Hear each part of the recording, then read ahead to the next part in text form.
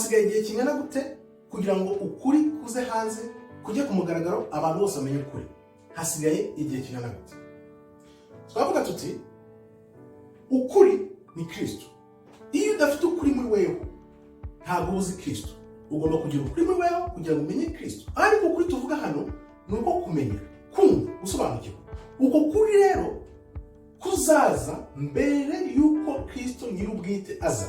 Abantu bazamanza bamenye ukuri kuzaba batura, ukuri batabwirwa. Uko kuri ni kumara kujya hanze abantu bose bamenye ukuri, nibwo bose bazakanguka babyuke, noneho nyuma hazaze kuza kwa Kristo nyirizina.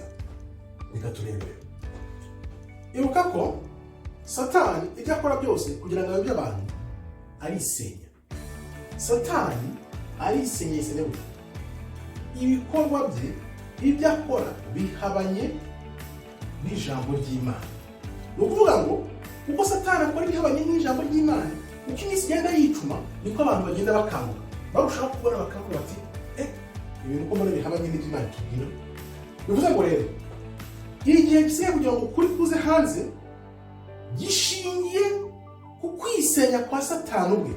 Kuko satani ibyo akora arwanya Imana bizageraho bimushyire hanze, yisenye, abantu bamenye ukuri, ariko abantu bose bazakanguka bavuge bati tugiye mu kuri, twanze ibinyoma, dukurikiye Imana aho kugira satani.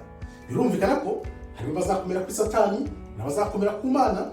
Amahitamo na yawe, uzahitemo neza, uhitemo Imana aho guhitamo satani. Turebe rero ibi tubibonera he rero? Tubibonera kubyo bavuga ngo hari agenda 2020, agenda 2030, agenda 2050. Izo agenda zose wumva nizo zitugaragariza imigambi mirisha satani bafite isi anyuza, yaba mu bayobozi, yaba mu bavuga ngo kubutumwa cyangwa bakorera Imana. Iyo migambi yose abafatanya kugira ngo ishyirwe mu bikorwa, abo bose ni abambari ba satani, baba babizi cyangwa se batabizi.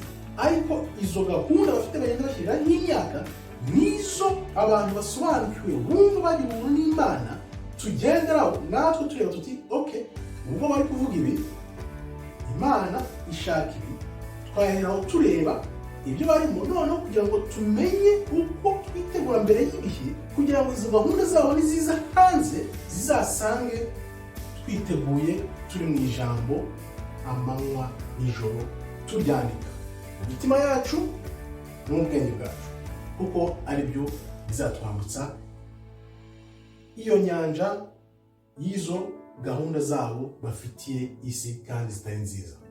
Reka turebere.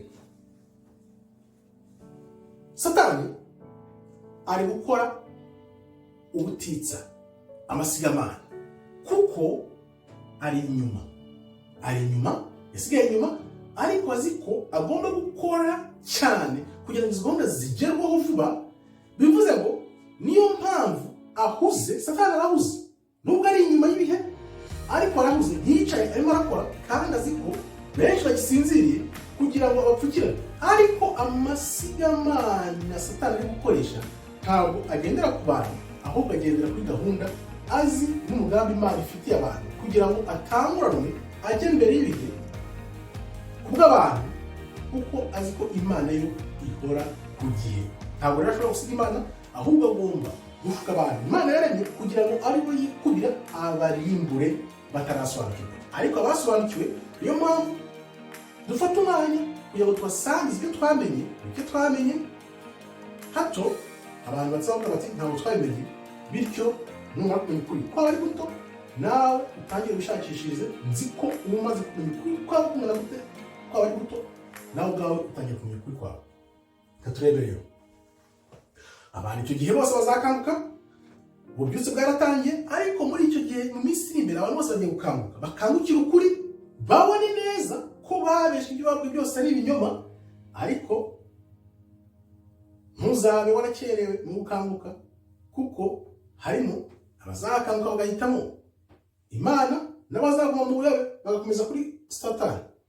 Ntuzakomeza kuri satani rero, ahubwo uzahitamo Imana yawe, kugira ngo Imana izagukomeze, izakwambutsa izo nyanja z'ibinyoma n'imigambi mibi satani abafitiye mu minsi iri imbere.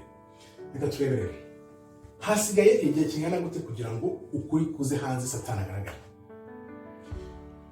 urebye neza satani asigaje gukora nk'ibikorwa nka bitatu bikomeye kugira ngo yishyire hanze. Ibikorwa nka bitatu bikomeye kugira ngo yishyire hanze. Urebye byabaye 2020, wenda se 2024, 2025, 2026 se, ariko tuzi neza ko umwaka wa 2027 ni umwaka w'imbatura mugabo uzahindura ibintu byose, kuko satani agenda akora ibikorwa bye niwe agenda yishyira hanze. Ni ukuvuga ngo ibyabaye imyaka irishize abantu bose babirebera hafi, batarabyumvaga, abajijinganya bagenda bakanguka. Ni ukuvuga ngo satani nakora ikintu kimwe gusa, abantu none bazatangira gukanguka. Ikindi gikurikiyeho bakanguka, ikindi gikurikiyeho bakanguka. Ni ukuvuga ngo satani ntacyo aramira, ahubwo weho ramira ubugingo bwawe kugira ngo utazarira. Niyo mpamvu rero ibyo bikorwa bitatu satani azakora biri imbere bizahita bituma yiyerekana uwo ari we, noneho ukuri kuza hanze, abantu bose bamenye ukuri, bakurikira ukuri, bake nibo bazanamba kuri satani. Ntuzabe muzanamba kuri satani, ahubwo ube muzakurikira ukuri kw'Imana, kuko ukuri kw'Imana niko kuzakubatura kuva ubugingo buhoraho. Murakoze rero, Imana ikomeze ibarinde. Shalom, shalom, shalom.